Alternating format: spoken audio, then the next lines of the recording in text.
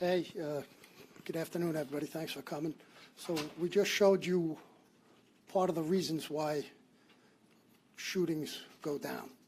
So in the future, we hope with Gun Violence Suppression Division, with other resources that we have in the city, of tackling this out-of-control gun violence that we've seen in previous years begins to decline, which you've seen in the last 7 to 8 weeks. We've seen a steady decline in shooting.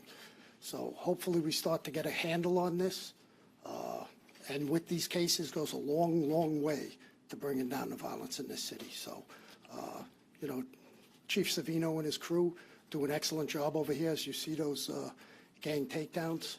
And I just want to emphasize the importance of this. This is not a huge, like they call them, roundups of gang members. These are specific, targeted cases at people who are out there with a gun in their hand and think it's all right to shoot that gun in the city, sometimes hitting innocent people, as we've seen tragically in the last few months. So these are targeted enforcement on gang members, and we take those gang members off the streets, you see a dramatic reduction in the shooting. So we'll continue to hit that, and I'll just pass that off to the mayor. Thank you. No? Go ahead, Chief. Good job. Thank you, Mr. Mayor, and thank you also to Chief Essig. It's an absolute honor to take over your helm. You created Gun Violence Suppression Division, and you left us with a hell of a job and a hell of a team. So, you know, first and foremost, we do have to thank our team very, very briefly. You know, I have 200 investigators that believe in creating pristine cases, the absolute best cases that can be certainly corresponded, but they are the best of the best. And the way I like to say it is we are the best of the best looking at the worst of the worst. Absolute great investigators. I'm surrounded by the team. Boss, I share your sentiment. You know, when we include individuals in a takedown, these are by far the worst of the worst in the entire city. The trigger pullers, the alphas, the snake's heads of the neighborhoods. Everybody knows who these individuals are. When you walk into your neighborhood, these are the individuals that create just an uncomfortable quality of life. Not to mention, they have really the gall, if you will, to pull a trigger. Regardless of who's around them, regardless of any unintended targets, something we've seen far too often, not only this year, but in prior years, we have to remember, bullets have no names. Bullets have no names, and we've seen that over and over again. So along with our team and the support from Detective Bureau, we're going to continue to look at every single street in this city and every gang in this city. So I do thank you for your time and much appreciated. Thank you, Mr. Mayor. Thank you. And I am really proud of these guys and ladies that are here. They are at the heart of what I have been stating for some time. It's a small number of people who have made up their minds that they are going to inflict violence on our city. This is not a large number of people. It's a small number of people who are consistently inflicting violence. And so Chief Essig for planting the seed of the Gun Violence Suppression Unit, and now Jason is the commanding officer of this unit, continually going after the dangerous people. As they stated, the shooters. Now, we've heard this before. You're just rounding up innocent people and just lumping them into gangs. No, that is not what is happening. They are laser focused on the shooters, as they indicated the term, as you heard, the alphas, who's driving the violence and what they're doing. And thanks to their work, we are seeing, you see the numbers, the charts are not lying. This is saying the story that we have been talking about. If we zero in on those shooters and the individuals who are participating in the shooters, if we do the work to get it to the grand jury, to get that indictment, to make the arrest, then the other team must do their part. The courts have to prosecute. Judges have to make sure they stay in. Everyone has to do their part. If not, they go out and come back. And you know what's interesting? You do a profile, the picture that's emerging after the shooting, after the arrest, after being let go, you know what they do? They go do another shooting. People no longer believe that you can't do a shooting in the city. You do a profile on all of these individuals here. You're going to see prior gun possession, prior shootings just coming out. No one takes criminal justice seriously anymore. These bad guys no longer take them seriously. They believe our criminal justice system is a laughing stock of our entire country. We have to get serious about this because innocent people are dying.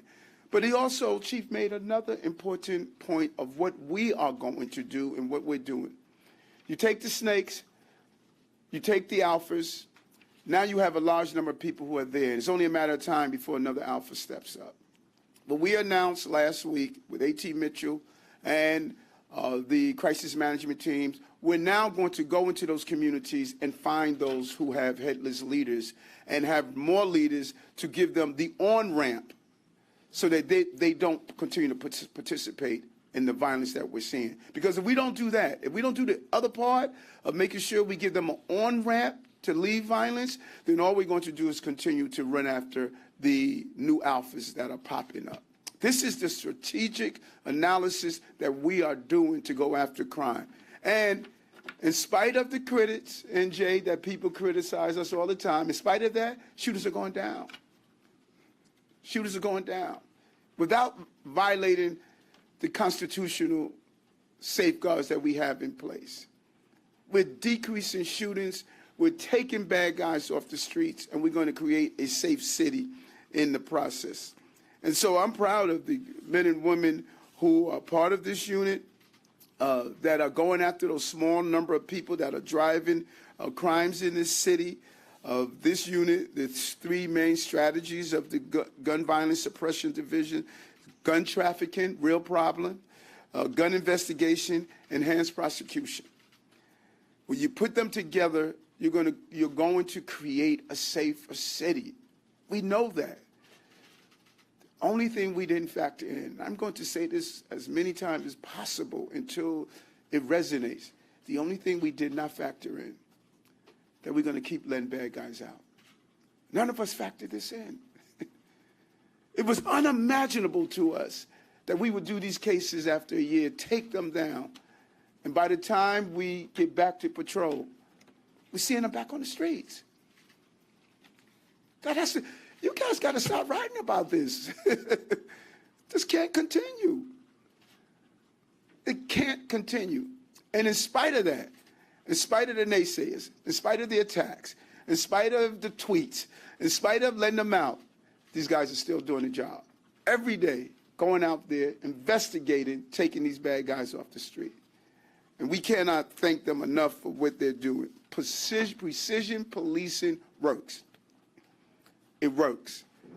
Precision policing, not a wide net, taking up anyone who happens to be affiliated with these guys. No. This team, they're going after the shooters, the trigger pullers, the drivers of violence. And we just need help. It's not a hard thing to ask for. We need help. They're placing themselves in harm's way. We need help to stop dangerous people from coming on our streets. We're going to continue to do so. We will do our job. Now we need everyone else to do their job. We're open to any questions you may have from the chiefs. That's here. One, Mr. Mayor? Yes. And these men we see here, are they in custody? Are they convicted? Are they just suspects? And also looking at every single one of these pictures, is the city you're leading failing young men of color? I'll answer the first portion of your question. As far as these individuals are concerned, like we stated earlier, we're talking about individuals that are true trigger pullers. Quite often, more than once, the vast majority are still in. We did have cooperation with the DAs in regards to these individuals, but like Mr. Mayor said, leading up to these takedowns, a lot of these individuals had 3, 4, sometimes 5 gun arrests. So once we incorporate them into the takedowns, they usually stay in, but for the most part, they have that record behind them, and it leads to really an empowerment of sorts. I call it criminality without consequence. So that's something when we have our takedowns, with the cooperation of the DAs, generally speaking, people stay in. But leading up to it, I think that's where there's a lot of room for improvement. Steve Burns, No, let me finish it. No, because that's such an important question. Yes. We're failing men of color. We're failing communities that have been denied with inequalities for years. I bet you if you do a profile of these men that are here, you will find many of them are dyslexic, mental health issues, homelessness, fell out of school. I bet you 90% of them don't have a high school diploma or equivalency diploma. I bet you. And why aren't we catching them before they become shooters? Because they can't, by the time this arrest is made, we already failed. It's already done. It's a wrap. And there's a pipeline waiting to fill it. So yes, we have failed. And that is what we're fighting against, to stop that failure. But we have to do intervention and prevention. The police officer's job is not to find out what is the psychological profile, what is if the person has other issues at home. That's our job as a city. Their job is to take dangerous people off the street. My job and the job of my agencies is to prevent people from being dangerous. And that is the partnership we're creating. Steve Burns, 880. Mr. Mayor, looking at these cases, they're a year, 2, 3 years old. What would you attribute the last 7 to 8 weeks decrease on? Why are we seeing success as of late? The unit that everyone criticized me for is called Neighborhood Safety Team. Everyone said, no, not do it, don't do it, Eric. But you know me, being a former cop, I'm used to people yelling at me, screaming at me, spitting at me, saying what I shouldn't do. I'm focused. I knew we were doing the right thing. We have an excellent complement to what they're doing, our Neighborhood Safety Team. We took 3,000 guns off the street. You know how many guns that is? 3,000 guns off the street. Our Neighborhood Safety Teams are doing it. So when you combine our Neighborhood Safety Teams, when you combine the everyday patrol that officers are doing, and when you combine the fact that they are saying, when I speak to the officers on the street, they said we have a mayor that understands the job, supporting us doing our job, and is not going to leave us out there for doing the job. So it's a combined effort of the men and women who are police officers. They want to go after bad guys. That's why you take this job.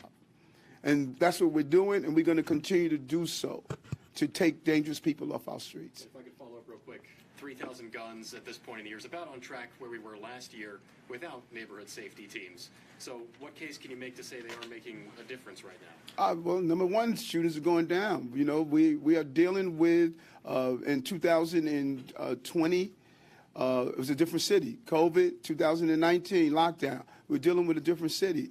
And so in combination to taking the guns off the streets, and in combination to arrest our increase for dangerous felonies are increased. When you look at the combined efforts, we have made historical changes in how we're doing public safety in the city. Mark Morales, CNN. I had a couple of questions I wanted to ask first. First was, how many of these gang takedowns have we done so far this year? And the second was about this Supreme Court ruling that might overturn or might change the rules on the Second Amendment and cause people to carry more weapons. What conversations have you folks had, the Mayor's Office, the NYPD, any other law enforcement agencies in the area? What have you done to get ready for that possibility? Yes, and the Chief will talk about the number of cases. I spoke with our counsel today, Brendan McGuire, and we are going to communicate with cities across America. We're going to look at the ruling because the ruling could be on several different levels. We're going to look at the ruling and see what powers we have and what are we going to need from our federal lawmakers to sort of put laws in place that could prevent the Supreme Court ruling from impacting our cities. And so we want to build up a task force across the country, Atlanta, Chicago, Detroit, St. Louis, New York, San Francisco, all of these places that are dealing with violence. And we want to put our legal minds together, come up with some real legislation on the federal level, our state level, and our city levels to get prepared for this. People hear of this right to carry. You should focus on it. if this right to carry, this keeps me up at night. If this right to carry goes through the Supreme Court and becomes the law of the land, can you imagine being on a 4 train with someone having a 9mm exposed? Everyone on the train is carrying. This is not the Wild Wild West. And this law is, you know, it's frightening to think that we are even thinking about that. And what they did in Atlanta and what they're doing, this fixation with guns is really, even in the midst of Florida, in the midst of Texas, in the midst of all of these shootings, we're still even considering this. Those laws prevent these types of shootings from taking place. So it's a real concern, and we need to talk about it more. How would that change policing in this country, in this city, and would that undo all of these initiatives that you've been putting into place, that you folks have been putting in place? And we don't know the limitation. I don't know if they're going to go as far as to say even if you have a prior felony conviction for a gun arrest, you can still carry. We don't know if they're going to go as far as to say there could be no background checks, there could be no limitation. We restrict carry permits here. It's very difficult to get a carry permit. One could get, with the right credentials, can get a target permit. But if you're saying that it is illegal, unlawful for us to restrict carry permits and any other permit, this is going to be a real mess to police, you know. And we don't know how far they're going to go. And so, I mean, we can't impact the decisions of the Supreme Court, but we're hoping that if a loud enough voice is heard, which I don't think is loud enough. I think people are really missing this opportunity to say to the Supreme Court, this is not what the people of the country want. I think we're being too silent on an issue that could drastically impact public safety in this country. He was asking about the gangs. Yeah, on average, we have about 150 long-term investigations within the Detective Bureau each year, of which, you know, they run a gamut: gun trafficking cases, sex trafficking cases, grand larceny cases. There's about 35 to 50 active investigations, gang investigations that we look at. Some come to fruition, some don't. This year, there's been 16 taken down throughout the city. Some, like this, are quite big. Some are 2, 3, 4 people involved in two quick shootings. We are looking to take that shooter off the street as quick as possible. And just for the record, during the break, the mayor was briefed on the upcoming cases in terms of gangs. All right, guys. Chris, this is our last question on topic, and then we're going to take a couple off topic. Thank you. Mr. Mayor, you've spoken a lot today about judges not keeping people incarcerated, suspects coming back out onto the streets. I know you asked Albany legislatures this session to set a dangerous standard in the bail law. That obviously didn't come to pass. Can you speak a little bit what you think that will mean for public safety in the city, and what Plan B is now that that standard has not been set to the bail law? Well, Plan B was what Plan A was. We're going to do our job. I am not in control of judges. I'm not in control of the state lawmakers. I'm not in control of the city council.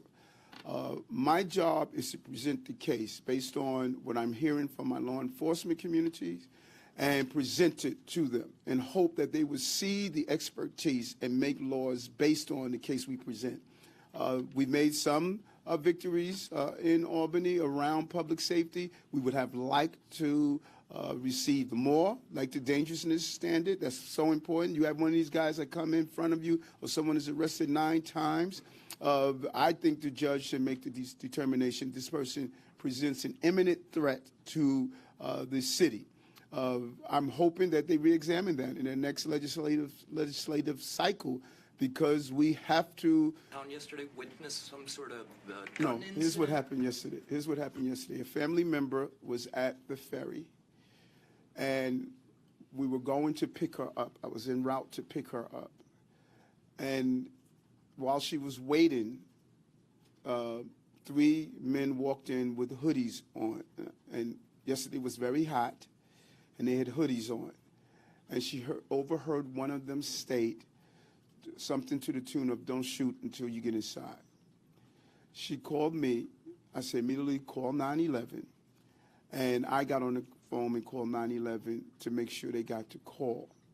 When we got to the ferry, my security team and I went to the boats and said, don't let the boats move out. Police responded and did a canvass of the area, and now they're going to continue the investigation. But I want to thank my family member because they listened. See something, say something, do something. Nothing would have been worse if someone would have gotten on that boat and something would have happened to innocent people. And that's what we encourage New Yorkers to do. And I feel great to know that at Thanksgiving, when I drill it in the heads of my family members, they did that. Just before we go to off topic, I know you wanted to say something to the investigators from here. Yes. And the case detectives from all of these cases are lined up at the table, and I know you had a message for them. We just want to say thank you. Superheroes don't have S on their chest; they have shields on their waist or on their uniforms. These are everyday heroes. You know, people talk about the superheroes. These are real heroes that save lives. They will save lives because of taking down these dangerous people. And just on behalf of the people of the city of New York, we thank you. Thank you for your job. And I'm not going to send you in harm's way and leave you out there. I'm going to send you to keep our city safe, and I will be with you as we accomplish that task. We're going to turn around this city, and I'm confident of that because of the men and women who are doing this job. Thank you very much. Off topic. Mr. Mayor. Yes, you sir. mentioned the Supreme Court decision. Is there a contingency plan the city has, any immediate decision to combat this before lawmakers join on board in that? That's what we need Brendan to do. I need my counsel to communicate with our corp counsel, communicate and coordinate with the attorneys across the country. And there's a multi-layer plan. You know, the federal government could put in place laws. The states can do what they have to do. But really it depends on, as I learned this morning, it depends on what the ruling is and how expansive the ruling is going to be. If the Supreme Court still allows the local municipalities to make the decisions based on their ruling, that would make it a little easier for us. But if it's just an open-ended that is unconstitutional to deny someone to carry a weapon, that's some scary stuff. Mr. Mayor, first I just wanted to clarify on your family member. Can you say which ferry terminal this was? Yeah, the 39th Street and 12th Avenue. And no arrests to this point?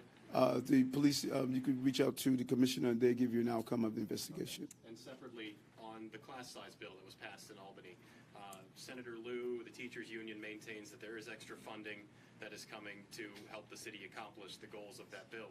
Do you disagree with that assessment? Do you see some financial hurdles that you're going to have to go through to accomplish this? Yes.